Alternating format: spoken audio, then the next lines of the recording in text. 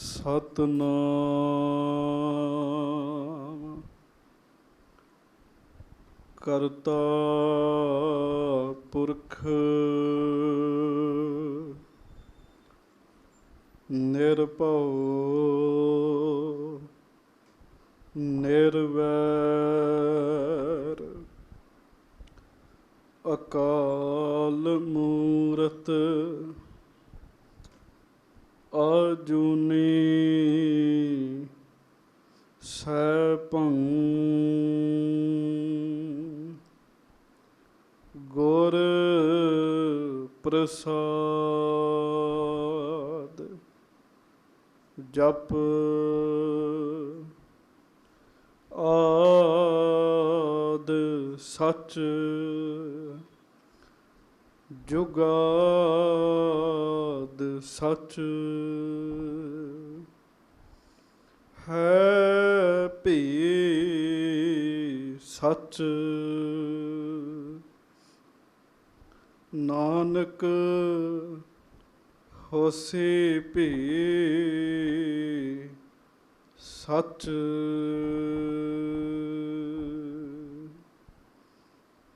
ਸਾ ਧਰਤ ਭਈ ਹਰਿਆਵਲੀ ਜਿੱਥੈ ਮੇਰਾ ਸਤਿਗੁਰ ਬੈਠਾ ਆਏ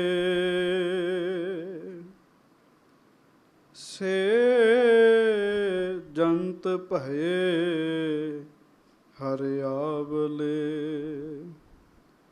ਜਿਨੀ ਮੇਰਾ ਸਤਿਗੁਰ ਦੇਖਿਆ ਜਾਏ। ਧੰਨ ਧੰਨ ਪਿਤਾ ਧੰਨ ਧੰਨ ਕੁਲ ਧੰਨ ਧੰਨ ਸੋ ਜਨਣੀ ਜਿਨ ਗੁਰੂ ਜਣਿਆ ਮਾਏ। ਮਨ ਚਾਉ ਭਇਆ ਪ੍ਰਭ ਆਗਮ ਸੁਣਿਆ ਹਰ ਮੰਗਲ ਗਾਓ ਸਖੀ ਗ੍ਰਹਿ ਮੰਦਰ ਬਣਿਆ। ਸੁਪਨ ਚਰਿਤ੍ਰ ਚਿਤ੍ਰ ਬਾਨਕ ਬਨੇ ਬਚਿਤ੍ਰ ਪਾਵਨ ਪਵਿੱਤਰ ਮਿੱਤਰ ਆਜ ਮੋਰੈ ਆਏ ਹੈ। ਪਰਮ ਦਇਆਲ ਲਾਲ ਲੋਚਨ ਵਿਸਾਲ ਮੁਖ ਬਚਨ ਰਸਾਲ ਮਦ ਮਧੁਰ ਪਿਆਏ ਹੈ। ਸੋਬਤ ਸਿਜਾਸਨ ਬਿਲਾਸਨ ਦੈ ਅੰਕਮਾਲ ਪ੍ਰੇਮ ਰਸ ਬਿਸਮ ਹੋਇ ਸਹਿਜ ਸਮਾਏ ਹੈ। ਚਾਤਰਕ ਸ਼ਬਦ ਸੁਨ ਅੱਖੀਆਂ ਉਗਰ ਗਈ ਭਾਈ ਜਲ ਮੀਨ ਗਤ ਬਿਰਹਾ ਜਗਾਏ ਹੈ। ਸਤਿਗੁਰੂ ਗਰੀਬ ਨਵਾਜ ਦੀਨ ਦੁਨੀਆ ਦੇ ਮਾਲਕ ਚਬਰ ਛਤਰ ਤਖਤ ਦੇ ਮਾਲਕ ਸਮਰੱਥ ਗੁਰੂ ਪ੍ਰਤੱਖ ਗੁਰੂ ਦੀਨ ਦਿਆਲ ਕਿਰਪਾਲ ਅੰਤਰਜਾਮੀ ਧੰਨ ਧੰਨ ਸ੍ਰੀ ਗੁਰੂ ਗ੍ਰੰਥ ਸਾਹਿਬ ਮਹਾਰਾਜ ਜੀ ਦੀ ਪਾਵਨ ਪਵਿੱਤਰ ਹਾਜ਼ਰੀ ਵਿਖੇ ਆਪ ਜਿਤਨੀਆਂ ਵੀ ਸੰਗਤਾਂ ਸੁਭਾਏਮਾਨ ਹੋ ਸਤਿਗੁਰੂ ਜੀ ਦੇ ਸੋਹਣੇ ਦਰਸ਼ਨ ਕਰ ਰਹੇ ਹੋ ਔਰ ਆਪਾਂ ਸਾਰੇ ਹੀ ਗੁਰੂ ਨੌਵੇਂ ਪਾਤਸ਼ਾਹ ਕਿਰਪਾਲੂ ਸਤਿਗੁਰੂ ਜੀ ਦਿਆਲੂ ਸਤਿਗੁਰੂ ਜੀ ਧੰਨ ਗੁਰੂ ਤੇਗ ਬਹਾਦਰ ਸਾਹਿਬ ਧਰਮ ਦੀ ਚਾਦਰ ਸ੍ਰਿਸ਼ਟੀ ਦੀ ਚਾਦਰ ਸਤਿਗੁਰੂ ਗੁਰੂ ਤੇਗ ਬਹਾਦਰ ਸਾਹਿਬ ਮਹਾਰਾਜ ਜੀ ਦੀ ਮਹਾਨ ਪਵਿੱਤਰ ਅਵਤਾਰ ਗੁਰਪੁਰਬ ਦੀ ਖੁਸ਼ੀ ਮਨਾ ਰਹੇ ਹਾਂ। ਆਪ ਜਿਤਨੀ ਵੀ ਸੰਗਤ ਸਤਿਗੁਰੂ ਜੀ ਦੇ ਚਰਨਾਂ ਵਿੱਚ ਸੁਭਾਏਮਾਨ ਹੋ ਸਾਰੀ ਸੰਗਤ ਦੇਹੋ ਅਸੀਸ ਸਤਿਗੁਰੂ ਆਪ ਕਿਰਪਾ ਕਰਕੇ ਆਪਣਾ ਜਸ ਆਪ ਕਰਵਾਉਣ, ਆਪਣੀ ਕਥਾ ਆਪ ਕਰਵਾਉਣ आओ जिन्नी भी संगत आप जी सुभाईमान हो, दोवें हथ जोड़ के प्यार दे नाल गज के सारी संगत फतेह बुलाओ जी। वाहिगुरु जी का खालसा, वाहिगुरु जी की फतेह। सतगुरु जी की बाणी विच हजूर महाराज किरपा करते हैं। सा धरत भई हरियावली, जिथे मेरा सतगुरु बैठा आए। धन गुरु तेग बहादुर साहब, सतगुरु जी का आगमन किथे होया। गुरु तेग बहादुर साहब जी के पिता जी का नाम गुरु तेग बहादुर साहब जी के कौन माता जी हैं, वो केड़ी कुल है और वो केड़े जमत हैं जिन्हां ने अज दे दिन गुरु तेग बहादुर साहब सतगुरु कृपालू जी के दर्शन किए। ਉਹਦੀ कथा विचार दास आप जी के समक्ष बेनती करे। प्यारिओ, गुरबाणी दे विच सतगुरु ने उस कुल नूं भी धनता जोग कहा है। वो केड़ी कुल है जिहदे विच गुरु तेग बहादुर साहब जी की आमद हुई है। वो कुल है धन गुरु रामदास साहब जी की महान कुल, जिहदे बारे भाई गुरदास जी लिखते हैं, चले पीढ़ी सोढियां रूप दिखावन वारो वारी। महान पिता धन गुरु हरगोबिंद साहिब छेवें पातशाह मेरी पीरी दे मालक सतगुरु गुरु हरगोबिंद साहिब माता नानकी जी दे गृह विखे सतगुरु जी ने अज दे दिन अमृत वेले अवतार धारण किया है। साध संगत जी, धन गुरु तेग बहादुर साहब जी का आगमन किथे हुंदा है, इहदे बारे पहलां ही दास बेनती कर दवे। अमृतसर का पहला धार्मिक अस्थान जिहड़ा है वो गुरुद्वारा गुरु का महल है। श्री हरमंदर साहब जी तो पहलां दा जे कोई अस्थान है वो गुरुद्वारा गुरु का महल है। गुरु के महल विच सतगुरु जी ने अवतार धारण किया है। जिथे आप सब संगतां कथा सुन रहे हो, विदेशों दे विच लखां संगतां ने कथा सुननी है। ते मैं सारियां संगतां दे चरनां विच बेनती करांगा, साध संगत जी, श्री हरमंदर साहब जी तो लगभग 5 मिनट की पैदल रस्ता है, 5 मिनट का, जिथे गुरुद्वारा गुरु का महल सुभाईमान है। आओ गुरु के महल जरूर नमस्कार करया करो। ये सतगुरु जी का निजी घर सीगा जी, अज भी महाराज जी का वो निजी घर है। गुरु के महल तो एक सिख गया है दरबार साहब, आसा जी की वार का कीर्तन हो रहा है, उन्हें गुरु हरगोबिंद साहब जी को बधाई दी है। सतगुरु आप जी को बधाई होवे, आप जी के गृह विखे 5वें पुत्र का जन्म होया है। ਇਹਦੇ तो पहला भी गुरु हरगोबिंद साहब जी के घर च बाबा गुरदित्ता जी, बाबा सूरजमल जी, बाबा अणी राय जी, बाबा अटल राय साहब हैं। एक सतगुरु जी की धी है, बच्ची है, जिहदा नाम माता गंगा जी ने वीरो रखिया सीगा। सत्कार नाल पंथ बीबी वीरो कहंदा है। वीरो का भाव हुंदा है वीरां वाली, जिहदे वीर ज़्यादा होण उहनूं वीरो कहंदे है। एक बीबी वीरो भी है। महाराज नूं बधाई दित्ती है, सच्चे पातशाह बधाई होवे, आप जी दे घर 5वें सपुत्र का जन्म होया है। हुण इत्थे सतगुरु ने एक जुगत दसी, इहनूं बड़े ध्यान नाल सुणिओ।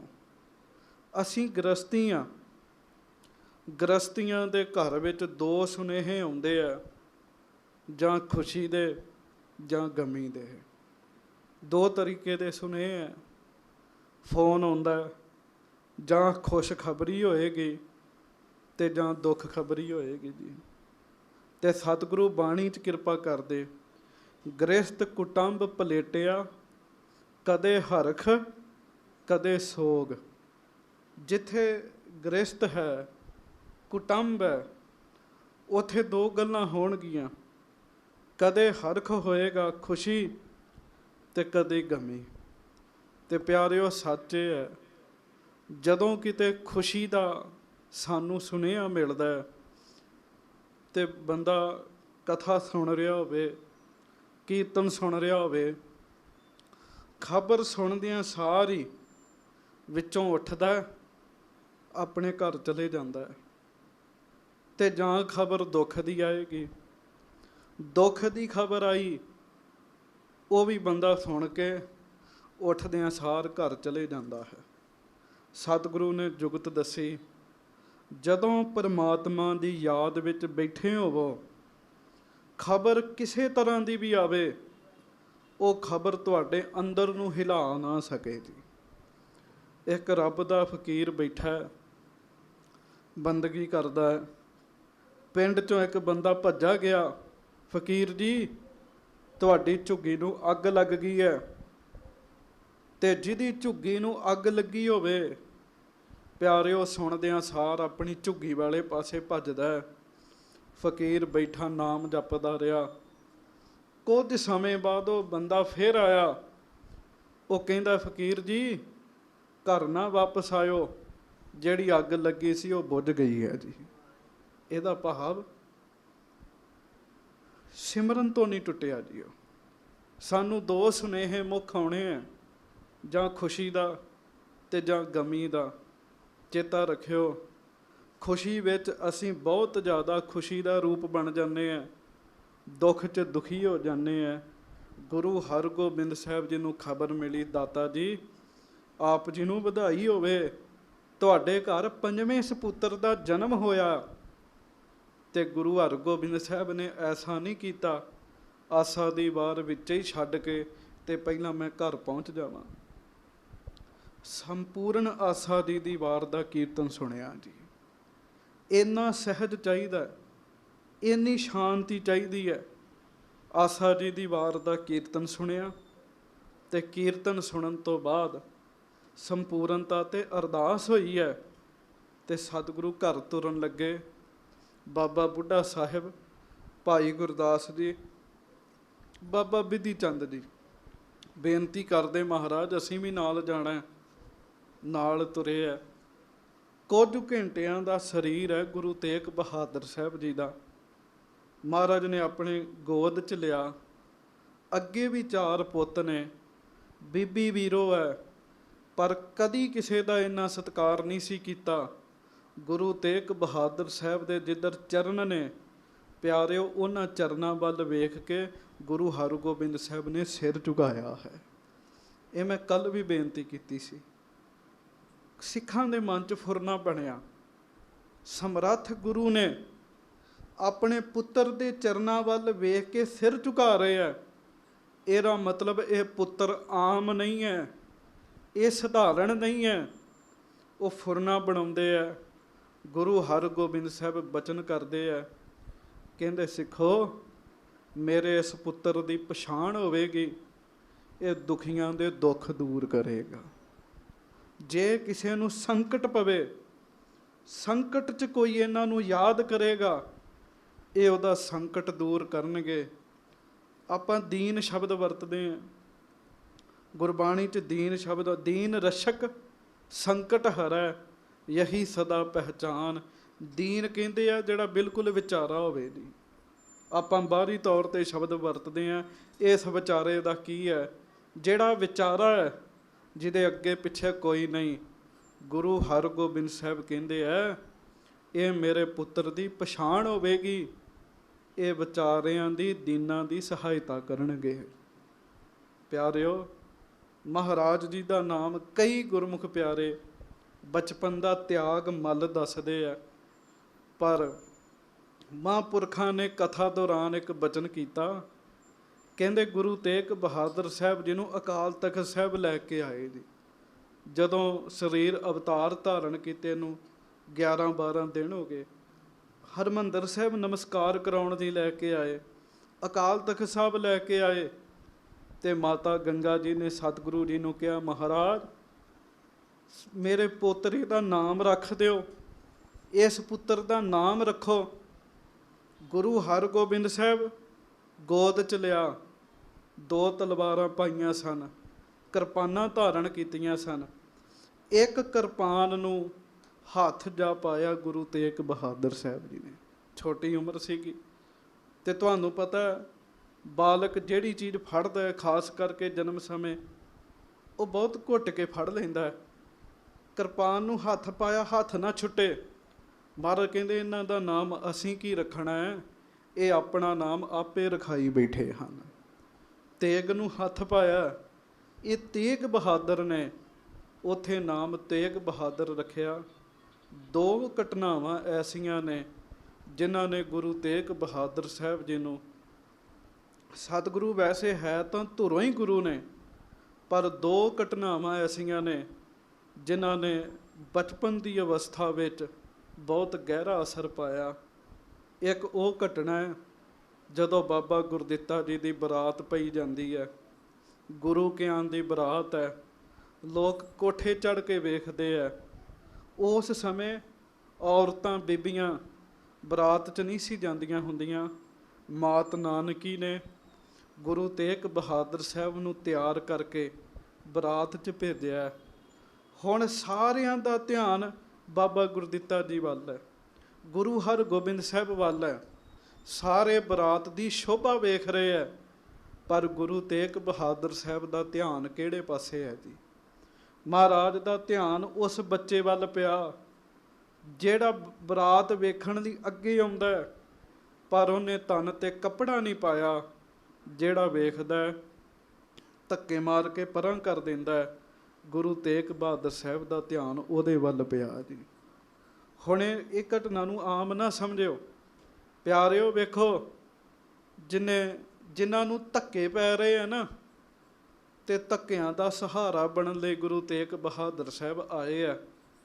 ਤੇ ਚੇਤਾ ਰੱਖਿਓ, ਗੁਰੂ ਤੇਗ ਬਹਾਦਰ ਸਾਹਿਬ ਦਾ ਧਿਆਨ ਉਹਦੇ ਵੱਲ ਹੀ ਪਿਆ ਜੀ। ਉਮਰ ਛੋਟੀ ਹੈ। ਉਹਨੂੰ ਪੁੱਛਿਆ, ਤੂੰ ਤਨ 'ਤੇ ਗਰਮ ਬਸਤਰ ਕੋਈ ਨਹੀਂ ਪਾਇਆ? ਉਹਨੇ ਉੱਤਰ ਦਿੱਤਾ, ਸਾਹਿਬਜ਼ਾਦਾ ਜੀ, ਕਿਹੜੀ ਮਾਂ ਹੈ ਜਿਹੜੀ ਇਹ ਨਹੀਂ ਚਾਹੁੰਦੀ ਕਿ ਮੈਂ ਆਪਣੇ ਪੁੱਤਰ ਨੂੰ ਵਧੀਆ ਪੁਸ਼ਾਕ ਪਵਾਵਾਂ? ਸਾਰੀਆਂ ਮਾਵਾਂ ਚਾਹੁੰਦੀਆਂ ਸਾਡੇ ਘਰ ਪ੍ਰਸ਼ਾਦਾ ਹੀ ਮਸਾਂ ਪੱਕਦਾ, ਅਸੀਂ ਪੁਸ਼ਾਕਾਂ ਕਿੱਥੋਂ ਵਧੀਆ ਪਾਉਣੀਆਂ। ਸਤਿਗੁਰੂ ਨੇ ਆਪਣੀ ਪੁਸ਼ਾਕ ਲਾਹ ਕੇ ਉਹਨੂੰ ਪਵਾਈ ਜੀ। ਵਿਆਹ ਤੋਂ ਵਾਪਸ ਆ ਗਏ। ਮਾਤ ਨਾਨਕੀ ਪੁੱਛਦੇ ਆ, ਲਾਲ ਜੀ, ਬਹੁਤ ਕੀਮਤੀ ਪੁਸ਼ਾਕ ਪਾਈ ਸੀ, ਪੁਸ਼ਾਕ ਕਿੱਥੇ ਰੱਖ ਕੇ ਆਏ ਹੋ? ਤੇ ਸਤਿਗੁਰੂ ਨੇ ਉੱਤਰ ਦਿੱਤਾ ਸੀ, ਮਾਂ, ਤੂੰ ਤਾਂ ਮੈਨੂੰ ਹੋਰ ਵੀ ਪੁਸ਼ਾਕਾਂ ਪਵਾ ਦੇਂਗੀ, ਮੈਂ ਉਹਦਾ ਨੰਗੇਜ ਢੱਕ ਕੇ ਆਇਆ ਜਿਹਦੀ ਮਾਂ ਤੇ ਚਾਹੁੰਦੀ ਹੈ ਪਰ ਬਸਤਰ ਨਹੀਂ ਪਵਾ ਸਕਦੀ ਜੀ। ਗੁਰੂ ਹਰਗੋਬਿੰਦ ਸਾਹਿਬ ਗੱਲ ਸੁਣ ਕੇ ਬਹੁਤ ਪ੍ਰਸੰਨ ਹੋਏ। ਮਹਾਰਾਜ ਕਹਿੰਦੇ, ਲਾਲ ਜੀ, ਜਿਸ ਕੰਮ ਕਰਕੇ ਸਰੀਰ ਧਾਰਨ ਕੀਤਾ ਉਹ ਕੰਮ ਬਚਪਨ 'ਚ ਹੀ ਆਰੰਭ ਕਰ ਦਿੱਤਾ ਜੀ। ਇਸ ਘਟਨਾ ਨੇ ਹੋਰ ਦਿਆਲਤਾ ਵਧਾਈ।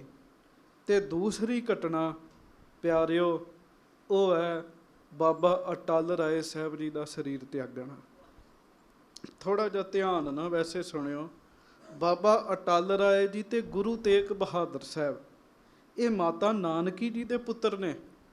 ਉਂਝ ਗੁਰੂ ਤੇਗ ਬਹਾਦਰ ਸਾਹਿਬ ਜੀ ਦੀਆਂ 3 ਮਾਵਾਂ ਨੇ, ਮਾਤਾ ਦਮੋਦਰੀ ਜੀ, ਮਾਤਾ ਮਰਵਾਹੀ ਜੀ, ਜਿਨ੍ਹਾਂ ਨੂੰ ਮਾਤਾ ਮਹਾਦੇਵੀ ਵੀ ਕਹਿ ਲੈਂਦੇ ਆ, ਤੇ ਮਾਤਾ ਨਾਨਕੀ ਜੀ। 3 ਮਾਵਾਂ ਨੇ। ਬਾਬਾ ਗੁਰਦਿੱਤਾ ਜੀ ਤੇ ਬੀਬੀ ਵੀਰੋ ਜੀ ਦਾ ਜਨਮ ਮਾਤਾ ਦਮੋਦਰੀ ਜੀ ਦੀ ਕੁੱਖੋਂ ਹੋਇਆ ਜੀ। ਬਾਬਾ ਸੂਰਜਮਲ ਜੀ ਤੇ ਬਾਬਾ ਆਣੀ ਰਾਏ ਜੀ ਮਾਤਾ ਮਰਵਾਹੀ ਜੀ ਦੇ ਪੁੱਤਰ ਨੇ। ਤੇ ਗੁਰੂ ਤੇਗ ਬਹਾਦਰ ਸਾਹਿਬ ਤੇ ਬਾਬਾ ਅਟਲ ਰਾਏ ਜੀ ਮਾਤਾ ਨਾਨਕੀ ਜੀ ਦੇ ਪੁੱਤਰ ਹਨ ਜੀ। ਹੁਣ ਮਾਤਾ ਵਾਹਿਗੁਰੂ ਸਕਾ ਭਰਾ ਬਾਬਾ ਅਟਲ ਰਾਏ ਸਾਹਿਬ 9 ਸਾਲ ਦੀ ਉਮਰ 'ਚ ਸਰੀਰ ਤਿਆਗਦੇ ਆ। ਇਸ ਘਟਨਾ ਨੇ ਗੁਰੂ ਤੇਗ ਬਹਾਦਰ ਸਾਹਿਬ ਜੀ ਦੇ ਮਨ ਉੱਤੇ ਹੋਰ ਅਸਰ ਪਾਇਆ ਹੈ। ਚੇਤਾ ਰੱਖਿਓ, ਬਾਕੀ ਸਾਹਿਬਜ਼ਾਦੇ ਗੁਰੂ ਸਾਹਿਬ ਜੀ ਦੇ ਕੋਲ ਆ ਕੇ ਬੈਠਦੇ, ਗੁਰੂ ਤੇਗ ਬਹਾਦਰ ਸਾਹਿਬ ਸਦਾ ਪਿੱਛੇ ਬੈਠਦੇ ਸਨ, ਸਿਰ ਨੀਵਾਂ ਰੱਖਣਾ ਨਹੀਂ। ਇੱਕ ਦਿਨ ਤਾਂ ਸਿੱਖਾਂ ਨੇ ਇੱਥੋਂ ਤੱਕ ਕਿਹਾ, ਮਹਾਰਾਜ, ਸਾਰੇ ਸਾਹਿਬਜ਼ਾਦੇ ਆਪ ਜੀ ਦੇ ਲਾਗੇ ਬਹਿੰਦੇ ਆ, ਪਰ ਤੇਗ ਬਹਾਦਰ ਜੀ ਨਾ ਲਾਗੇ ਬੈਠਦੇ ਆ, ਪਿੱਛੇ ਬੈਠਦੇ ਆ, ਸਿਰ ਝੁਕਾ ਕੇ ਰੱਖਦੇ ਆ, ਗੱਲ ਵੀ ਕੋਈ ਨਹੀਂ ਕਰਦੇ। ਸਤਿਗੁਰੂ ਜੀ ਨੇ ਕੋਲ ਸੱਦਿਆ। ਮਹਾਰਾਜ ਕਹਿੰਦੇ, ਲਾਲ ਜੀ, ਸਿੱਖ ਕਹਿ ਰਹੇ ਆ ਤੁਸੀਂ ਅੱਗੇ ਨਹੀਂ ਆ ਕੇ ਬੈਠਦੇ, ਤੁਸੀਂ ਸਿਰ ਨਹੀਂ ਉੱਚਾ ਚੁੱਕਦੇ, ਸਾਹਮਣੇ ਨਹੀਂ ਵੇਖਦੇ ਸੰਗਤ ਵੱਲ, ਸਾਡੇ ਵੱਲ, ਕੀ ਕਾਰਨ ਹੈ? ਗੁਰੂ ਤੇਗ ਬਹਾਦਰ ਸਾਹਿਬ ਨੇ ਉੱਤਰ ਦਿੱਤਾ, ਮਹਾਰਾਜ, ਮੇਰੇ ਤਨ 'ਚ ਐਬ ਬਹੁਤ ਨੇ, ਗੁਨਾਹ ਬਹੁਤ ਨੇ, ਮੈਨੂੰ ਪਾਪ ਨਜ਼ਰ ਆਉਂਦੇ ਆ, ਤਾਂ ਮੈਂ ਆਪ ਜੀ ਵੱਲ ਮੁੱਖ ਕਰਕੇ ਨਹੀਂ ਵੇਖ ਸਕਦਾ ਜੀ। ਚੇਤਾ ਰੱਖਿਓ, ਜਿੰਨੀ ਜ਼ਿਆਦਾ ਨਾਮ ਦੀ ਕਮਾਈ ਕੀਤੀ ਹੋਵੇਗੀ ਪਿਆਰਿਓ, ਓਨੀ ਉਹਦੇ ਵਿੱਚ ਵੱਧ ਨਿਮਰਤਾ ਹੋਏਗੀ ਜੀ। ਕੁਦਰਤੀ ਹੈ, ਜਿਹਦੀ ਕਮਾਈ ਅਭਿਆਸ ਜਿੰਨਾ ਜ਼ਿਆਦਾ ਹੈ, ਓਨੀ ਉਹਦੇ 'ਚ ਨਿਮਰਤਾ ਹੋਏਗੀ, ਓਨੀ ਉਹਦੇ 'ਚ ਹਲੀਮੀ ਹੋਏਗੀ। ਮਹਾਰਾਜ ਵੇਖ ਕੇ ਸੁਣ ਕੇ ਬਹੁਤ ਪ੍ਰਸੰਨ ਹੋਏ। ਸਤਿਗੁਰੂ ਵੇਖਦੇ ਆ, ਗੁਰੂ ਤੇਗ ਬਹਾਦਰ ਸਾਹਿਬ ਬਿਲਕੁਲ ਸ਼ਾਂਤ ਰਹਿੰਦੇ ਆ। ਬਾਕੀ ਸਾਹਿਬਜ਼ਾਦਿਆਂ ਦਾ ਮਸੰਦਾਂ ਦੇ ਨਾਲ ਪਿਆਰ ਸੀ, ਗੁਰੂ ਤੇਗ ਬਹਾਦਰ ਸਾਹਿਬ ਨੇ ਕਿਸੇ ਮਸੰਦ ਨਾਲ ਪਿਆਰ ਨਹੀਂ ਸੀ ਪਾਇਆ। ਸ਼ਾਂਤ ਰਹਿਣਾ, ਚੁੱਪ ਰਹਿਣਾ। ਚੁੱਪ ਬਾਰੇ ਵੀ ਮੈਂ ਬੇਨਤੀ ਕਰਦੇ ਹਾਂ, ਦੋ ਤਰ੍ਹਾਂ ਦੇ ਮਨੁੱਖ ਚੁੱਪ ਰਹਿੰਦੇ ਆ। ਭਾਈ ਗੁਰਦਾਸ ਜੀ ਲਿਖਦੇ ਆ, ਇੱਕ ਕਪਟੀ ਬੰਦੇ, ਜਿਨ੍ਹਾਂ ਦੇ ਮਨ 'ਚ ਕਪਟ ਹੁੰਦਾ ਹੈ ਨਾ ਪਿਆਰਿਓ, ਆਪਣੇ ਮਨ ਦਾ ਭੇਦ ਨਹੀਂ ਕਿਸੇ ਨੂੰ ਦਿੰਦੇ ਜੀ, ਕਿਸੇ ਨੂੰ ਨਹੀਂ ਦੱਸਦੇ ਉਹਨਾਂ ਦੇ ਮਨ 'ਚ ਕੀ ਚੱਲ ਰਿਹਾ। ਉਦੋਂ ਹੀ ਪਤਾ ਲੱਗਦਾ ਜਦੋਂ ਕੋਈ ਕਾਰਾ ਕਰ ਦਿੰਦੇ ਆ। ਅਤੇ ਦੂਸਰਾ, ਪਰਮਾਤਮਾ ਦੇ ਪਿਆਰੇ, ਉਹ ਵੀ ਸੰਸਾਰ ਵਾਂਗੂ ਬਹੁਤਾ ਨਹੀਂ ਬੋਲਦੇ, ਉਹ ਵੀ ਚੁੱਪ ਰਹਿੰਦੇ ਹਨ। ਗੁਰੂ ਤੇਗ ਬਹਾਦਰ ਸਾਹਿਬ ਸ਼ਾਂਤ ਰਹਿਣਾ, ਆਪਣੇ ਰਸ 'ਚ ਰਹਿਣਾ। ਅਤੇ ਪਿਆਰਿਓ, ਭਾਈ ਗੁਰਦਾਸ ਜੀ ਲਿਖਦੇ, ਕਹਿੰਦੇ ਖਾਲੀ ਮੂੰਹ ਗੱਲਾਂ ਕਰਦੇ ਆ, ਜਿਨ੍ਹਾਂ ਦੇ ਮੁੱਖ 'ਚ ਛਕਣ ਵਾਲੇ ਪਦਾਰਥ ਆ ਜਾਣ, ਉਹ ਮੁੱਖ ਖੁੱਲ੍ਹ ਕੇ ਬੋਲ ਨਹੀਂ ਸਕਦੇ ਜੀ। ਭਾਈ ਗੁਰਦਾਸ ਜੀ ਇੱਕ ਹੋਰ ਪ੍ਰਮਾਣ ਦਿੰਦੇ ਆ, ਕਹਿੰਦੇ ਭੋਰਾ ਫੁੱਲ ਉੱਤੇ ਬੈਠਣ ਤੋਂ ਪਹਿਲਾਂ ਗੂੰਜਾਂ ਪਾਉਂਦਾ। ਤੁਸੀਂ ਵੇਖਿਆ ਹੋਏਗਾ, ਭੋਰਾ ਗੂੰਜਾਂ ਪਾਉਂਦਾ, ਪਰ ਜਦੋਂ ਫੁੱਲ ਉੱਤੇ ਬੈਠ ਜਾਂਦਾ ਉਹਨੂੰ ਰਸ ਆਉਂਦਾ। ਪਿਆਰਿਓ, ਗੂੰਜਾਂ ਨਹੀਂ ਪਾਉਂਦਾ ਜੀ। ਕਿਸੇ ਨੇ ਭੌਰੇ ਨੂੰ ਪੁੱਛਿਆ ਕਿ ਤੂੰ ਪਹਿਲਾਂ ਬਹੁਤ ਗੂੰਜਾਂ ਪਾਉਂਦਾ ਸਾਂ, ਹੁਣ ਚੁੱਪ ਹੋ ਗਿਆ। ਭੌਰੇ ਨੇ ਉੱਤਰ ਦਿੱਤਾ, ਜਿਸ ਰਸ ਕਰਕੇ ਮੈਂ ਗੂੰਜਾਂ ਪਾਉਂਦਾ ਸਾਂ, ਉਹ ਰਸ ਮੈਨੂੰ ਪ੍ਰਾਪਤ ਹੋ ਗਿਆ, ਹੁਣ ਮੈਂ ਬੋਲ ਨਹੀਂ ਸਕਦਾ ਜੀ। ਤੀਜਾ ਪ੍ਰਮਾਣ ਭਾਈ ਗੁਰਦਾਸ ਜੀ ਸਿੱਪੀ ਦਾ ਦਿੰਦੇ ਆ। ਸਮੁੰਦਰਾਂ ਦੇ ਕੰਢਿਆਂ 'ਤੇ ਸਿੱਪੀਆਂ ਹੁੰਦੀਆਂ। ਭਾਈ ਗੁਰਦਾਸ ਜੀ ਲਿਖਦੇ, ਸਿੱਪੀ ਦਾ ਮੁੱਖ ਖੁੱਲ੍ਹਾ ਹੁੰਦਾ, ਤੁਸੀਂ ਬੰਦ ਕਰਨ ਦਾ ਯਤਨ ਕਰੋ, ਸਿੱਪੀ ਦਾ ਮੁੱਖ ਬੰਦ ਨਹੀਂ ਹੋਏਗਾ। ਪਰ ਕਹਿਣ ਲੱਗੇ, ਜਦੋਂ ਉਹਦੇ ਮੁੱਖ 'ਚ ਸਵਾਂਤੀ ਬੂੰਦ ਆ ਕੇ ਟਿਕ ਜਾਂਦੀ ਹੈ ਨਾ ਪਿਆਰਿਓ, ਸਿੱਪੀ ਦਾ ਮੁੱਖ ਬੰਦ ਹੋ ਜਾਂਦਾ ਹੈ ਜੀ। ਫਿਰ ਖੋਲ੍ਹਣ ਦਾ ਯਤਨ ਕਰੋ, ਉਹਦਾ ਮੁੱਖ ਨੀਚੇ ਖੁੱਲ੍ਹਦਾ। ਇਹਦਾ ਭਾਵ ਇਹ ਹੈ, ਕਹਿੰਦੇ ਜਿਹਦੇ ਅੰਦਰ ਕੋਈ ਰਸ ਟਿਕ ਜਾਂਦਾ ਹੈ ਨਾ, ਜਿਹਦੇ ਅੰਦਰ ਕੋਈ ਵਸਤੂ ਟਿਕ ਜਾਂਦੀ ਹੈ, ਪਿਆਰਿਓ, ਭਗਤ ਕਬੀਰ ਜੀ ਵੀ ਕਹਿੰਦੇ ਆ, ਕਹੋ ਕਬੀਰ ਛੂਛਾ ਘੱਟ ਬੋਲਿਆ। ਘੱਟ ਦਾ ਭਾਵ ਹੈ ਘੜਾ, ਖਾਲੀ ਘੜਾ ਬੋਲਦਾ, ਭਰੇ ਹੋਏ ਘੜੇ 'ਚੋਂ ਆਵਾਜ਼ ਨਹੀਂ ਆਉਂਦੀ। ਗੁਰੂ ਤੇਗ ਬਹਾਦਰ ਸਾਹਿਬ ਪਰਮਾਤਮਾ ਦੇ ਰਸ 'ਚ ਲੀਨ ਨੇ। ਅਤੇ ਦੋ ਕੁ ਘਟਨਾ ਕਹਿ ਕੇ ਮੈਂ ਖਿਮਾ ਮੰਗ ਲੈਣੀ। ਮਹਾਰਾਜ ਗੁਰੂ ਹਰਗੋਬਿੰਦ ਸਾਹਿਬ ਕੀਰਤਪੁਰ ਸਾਹਿਬ ਗਏ, ਅਤੇ ਕੀਰਤਪੁਰ ਸਾਹਿਬ ਪਰਿਵਾਰ ਸਮੇਤ ਗੁਰੂ ਤੇਗ ਬਹਾਦਰ ਸਾਹਿਬ ਵੀ ਗਏ। ਸਤਿਗੁਰੂ ਸਰੀਰ ਤਿਆਗਦੇ ਆ। ਗੁਰਤਾ ਗੱਦੀ ਗੁਰੂ ਹਰਰਾਏ ਸਾਹਿਬ ਜੀ ਨੂੰ ਮਿਲਦੀ ਹੈ। ਮਾਂ ਨਾਨਕੀ ਨੇ ਗੁਰੂ ਹਰਗੋਬਿੰਦ ਸਾਹਿਬ ਨੂੰ ਬੇਨਤੀ ਕੀਤੀ, ਮਹਾਰਾਜ, ਮੇਰੇ ਪੁੱਤਰ ਨੂੰ ਲੋਕ ਕਹਿੰਦੇ ਐ ਸਾਧ ਹੈਗਾ, ਇਹਨੂੰ ਪਤਾ ਨਹੀਂ ਹੈ ਕਿਸੇ ਗੱਲ ਦਾ। ਮਹਾਰਾਜ, ਆਪ ਨੇ ਗੁਰਤਾ ਗੱਦੀ ਪੋਤਰੇ ਨੂੰ ਦਿੱਤੀ ਹੈ, ਤੁਹਾਡੇ ਪਿੱਛੋਂ ਸਾਡਾ ਗੁਜ਼ਾਰਾ ਕਿਵੇਂ ਹੋਏਗਾ? ਅਤੇ ਸਤਿਗੁਰੂ ਗੁਰੂ ਹਰਗੋਬਿੰਦ ਸਾਹਿਬ ਪ੍ਰਸ਼ਾਦਾ ਛਕਿਆ, ਹੱਥ ਸੁੱਚੇ ਕੀਤੇ, ਜਿਸ ਰੁਮਾਲ ਨਾਲ ਹੱਥ ਪੂੰਝੇ ਹੈ ਸਤਿਗੁਰੂ ਨੇ ਉਹ ਰੁਮਾਲ ਮਾਤਾ ਨਾਨਕੀ ਜੀ ਨੂੰ ਫੜਾਇਆ, ਬਖਸ਼ਿਸ਼ ਕੀਤਾ ਕਿ ਆ ਨਾਨਕੀ, ਆਪਣੇ ਪੁੱਤਰ ਤੇਗ ਬਹਾਦਰ ਨੂੰ ਸਾਡਾ ਰੁਮਾਲ ਦੇ ਦੀ, ਉਹਨਾਂ ਨੂੰ ਕਿ ਉਹ ਸਾਂਭ ਕੇ ਰੱਖਣ, ਗੁਰਤਾ ਗੱਦੀ ਉਹਨਾਂ ਨੂੰ ਵੀ ਮਿਲੇਗੀ, ਪਰ ਸਮਾਂ ਪਾ ਕੇ ਮਿਲੇਗੀ। ਗੁਰਬਾਣੀ ਦੀ ਪੋਥੀ ਦਿੱਤੀ, ਆਖਿਆ 9 ਨੂੰ ਦੇਣੀ ਹੈ। ਕੁਝ ਸ਼ਸਤਰ ਦਿੱਤੇ। ਗੁਰੂ ਹਰਗੋਬਿੰਦ ਸਾਹਿਬ ਨੇ ਕਿਹਾ ਸੀ ਤੁਹਾਡੇ ਪੁੱਤਰ ਦੇ ਘਰ ਜਿਹੜਾ ਪੁੱਤਰ ਪੈਦਾ ਹੋਏਗਾ, ਇਹ ਸ਼ਸਤਰ ਉਹਨਾਂ ਨੂੰ ਦੇ ਦੇਣੇ ਹਨ। ਸਤਿਗੁਰੂ ਸਰੀਰ ਤਿਆਗਦੇ ਆ। ਗੁਰੂ ਤੇਗ ਬਹਾਦਰ ਸਾਹਿਬ ਬਾਬਾ ਬਕਾਲਾ ਸਾਹਿਬ ਦੀ ਧਰਤੀ ਤੇ ਆਉਂਦੇ ਹਨ ਜੀ। ਬਾਬਾ ਬਕਾਲਾ ਸਾਹਿਬ ਕਿਉਂ ਆਏ, ਇਹਦਾ ਇੱਕ ਕਾਰਨ ਹੈ। ਬਾਬਾ ਬਕਾਲਾ ਸਾਹਿਬ ਇੱਕ ਸਿੱਖ ਰਹਿੰਦਾ ਸੀ, ਇਹਦਾ ਨਾਮ ਸੀ ਭਾਈ ਮਹਿਰਾ। ਜਾਤ ਵਾਲਾ ਮਹਿਰਾ ਨਹੀਂ, ਉਹਦਾ ਨਾਮ ਸੀ ਭਾਈ ਮਹਿਰਾ। ਭਾਈ ਮਹਿਰੇ ਨੇ ਨਵੇਂ ਘਰ ਬਣਾਇਆ। ਸਤਿਗੁਰੂ ਨੂੰ ਬੇਨਤੀ ਕੀਤੀ, ਗੁਰੂ ਹਰਗੋਬਿੰਦ ਸਾਹਿਬ ਨੂੰ, ਮਹਾਰਾਜ ਚਰਨ ਪਾਓ। ਸਤਿਗੁਰੂ ਉਹਨਾਂ ਦੇ ਘਰ ਚਰਨ ਪਾਉਂਦੇ ਆ। 2 ਦਿਨ ਮਹਾਰਾਜ ਭਾਈ ਮਹਿਰੇ ਦੇ ਘਰ ਰਹੇ। ਚੱਲਣ ਦੀ ਤਿਆਰੀ ਕੀਤੀ, ਭਾਈ ਮਹਿਰੇ ਨੇ ਚਰਨ ਫੜ ਲਏ। ਸਤਿਗੁਰੂ, ਬੜੀ ਮਿਹਨਤ ਨਾਲ ਘਰ ਬਣਾਇਆ, ਮੇਰੀ ਇੱਛਾ ਸੀ ਲੰਮਾ ਸਮਾਂ ਘਰ ਰਹਿੰਦੇ। ਸਤਿਗੁਰੂ ਕਹਿਣ ਲੱਗੇ, ਭਾਈ ਮਹਿਰੇ, ਤੁਸੀਂ 2-4 ਦਿਨ ਦੀ ਗੱਲ ਨਾ ਕਰੋ, ਸਮਾਂ ਆਏਗਾ ਕਈ ਸਾਲ ਆ ਕੇ ਤੁਹਾਡੇ ਘਰ ਰਵਾਂਗੇ ਜੀ, ਕਈ ਸਾਲ ਰਵਾਂਗੇ। ਭਾਈ ਮਹਿਰੇ ਨੇ ਸਤ ਬਚਨ ਕੀਤਾ, ਮਹਾਰਾਜ ਕੀ ਉਹ ਸਮਾਂ ਮੈਂ ਵੇਖਾਂਗਾ ਆਪ? ਮਹਾਰਾਜ ਕਹਿੰਦੇ, ਭਾਈ ਮਹਿਰੇ, ਸਾਡਾ ਰੂਪ ਵੀ ਹੋਰ ਹੋਏਗਾ, ਤੇਰਾ ਰੂਪ ਵੀ ਹੋਰ ਹੋਏਗਾ। ਤੂੰ ਆਪ ਨਹੀਂ ਹੋਏਗਾ, ਤੇਰਾ ਪਰਿਵਾਰ ਹੋਏਗਾ। ਜਿੱਥੇ ਬਾਬਾ ਬਕਾਲਾ ਸਾਹਿਬ ਅਸਥਾਨ ਹੈ ਪਿਆਰਿਓ, ਇਹ ਭਾਈ ਮੇਰਾ ਗੁਰੂ ਜੀ ਦਾ ਸਿੱਖ, ਇਹ ਉਹਦਾ ਘਰ ਸੀਗਾ ਜੀ। ਮਾਤਾ ਨਾਨਕੀ ਜੀ, ਮਾਤਾ ਗੁਜਰੀ ਜੀ, ਗੁਰੂ ਤੇਗ ਬਹਾਦਰ ਸਾਹਿਬ ਜੀ, 3 ਜਣੇ ਇਹ ਭਾਈ ਮੇਰੇ ਦੇ ਘਰ 'ਚ ਆਏ। ਚੇਤਾ ਰੱਖਿਓ, ਭੋਰਾ ਤਾਂ ਕੀਰਤਪੁਰ ਸਾਹਿਬ ਵੀ ਹੈਗਾ ਜੀ। ਭੋਰਾ ਮਹਾਰਾਜ ਉੱਥੇ ਵੀ ਬਹਿ ਕੇ ਬੰਦਗੀ ਕਰ ਸਕਦੇ ਸੀ, ਪਰ ਨਹੀਂ, ਬਾਬਾ ਬਕਾਲਾ ਸਾਹਿਬ ਦਾ ਬਚਨ ਸੀਗਾ। 26 ਸਾਲ ਗੁਰੂ ਤੇਗ ਬਹਾਦਰ ਸਾਹਿਬ ਨੇ ਬਾਬਾ ਬਕਾਲਾ ਸਾਹਿਬ ਦੀ ਧਰਤੀ ਨੂੰ ਚਰਨ ਛੋਹ ਦੇ ਕੇ ਪਵਿੱਤਰ ਕੀਤਾ ਹੈ ਜੀ। ਭੋਰਾ ਬਣਵਾਇਆ, ਔਰ ਭੋਰੇ ਵਿੱਚ ਵੇਖੋ ਜਗ੍ਹਾ ਕਿੰਨੀ ਕੁ ਰੱਖੀ ਹੈ, ਕੇਵਲ ਬੈਠਣ ਦੀ ਜਗ੍ਹਾ ਹੈ। ਭੋਰਾ ਬਣਵਾ ਕੇ ਸਾਰਾ ਦਿਨ ਸਤਿਗੁਰੂ ਜਪ ਤਪ ਕਰਦੇ ਆ। ਮਾਤਾ ਨਾਨਕੀ ਜੀ, ਮਾਤਾ ਗੁਜਰੀ ਜੀ ਭੋਰੇ ਦੇ ਉੱਪਰ ਵਾਲੇ ਪਾਸੇ ਬੈਠ ਕੇ ਜਪ ਤਪ ਕਰਦੇ ਆ। ਸਮਾਂ ਲੰਘਦਾ ਗਿਆ।